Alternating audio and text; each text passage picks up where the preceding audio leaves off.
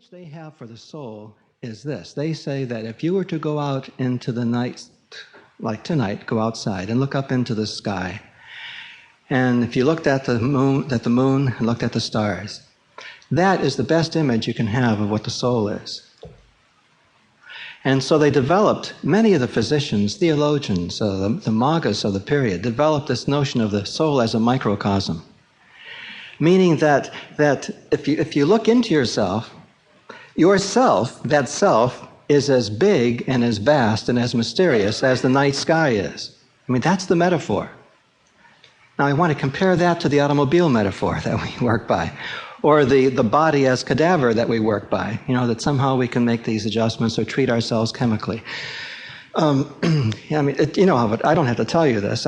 Just before coming here, I was in a place where the television news was on, and as always happens, whenever the television is on in my vicinity, someone's talking about how we're going to fix something chemically.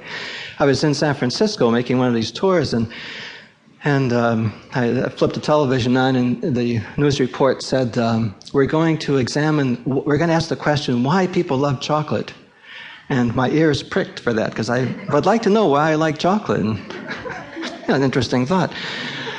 And they said, well, it's this chemical in the brain, that accounts for your love of chocolate. There goes that soul, the whole chocolate soul dissolved in this television spot.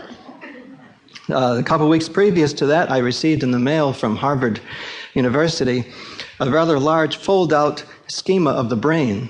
And it had a red arrow pointing into this one spot in the brain, and it said depression. Now, this is the world we live in. Now compare this to this microcosm view, that the soul is as vast and as mysterious and awe-inspiring as the night sky. I mean, just imagine that. What a different world we are in from that other world. The 18th century philosopher said that the human being is a clock. That was the metaphor. And it's still there. It's still there somehow with us, that we want to tinker with ourselves, and go to therapy to tinker. I think what happens, one of the problems with therapy is that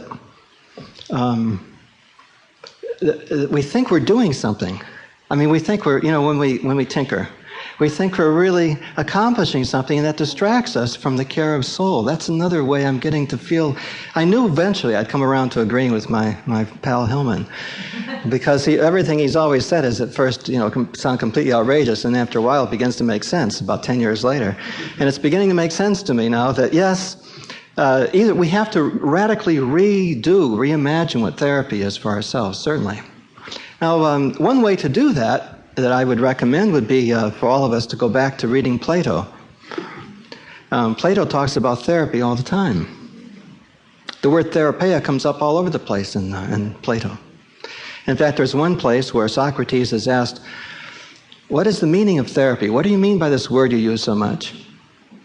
And he says, what I mean by therapy is the service of the gods. What the people do at the temples, who take care of the sacred objects, who clean the temples, prepare them for the ritual, they are therapists.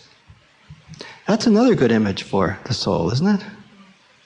How much better than the mechanical ones that we have. A wonderful image for the soul. So I'd suggest you go back, I'm sure it's been several weeks or months since you've read Plato, go back and read those passages. It's very easy, just get a nice collection and look up in the index, therapeia, therapy, and just read those passages. And if you read them and meditate on them for a little while, your notion of therapy might be radically altered. We have a bigger view of what this is all about. Now I think that another thought that's come to me after writing this book is that, and it's on the same vein now, that the very notion of what we're doing when we care for the soul gets a bit strange. It seems to me that there are certain words that we attach to soul, that tradition has attached to soul. Before I tell you those words, I want to tell you that I've been talking to a lot of AM radio hosts over the past several weeks about soul, believe it or not.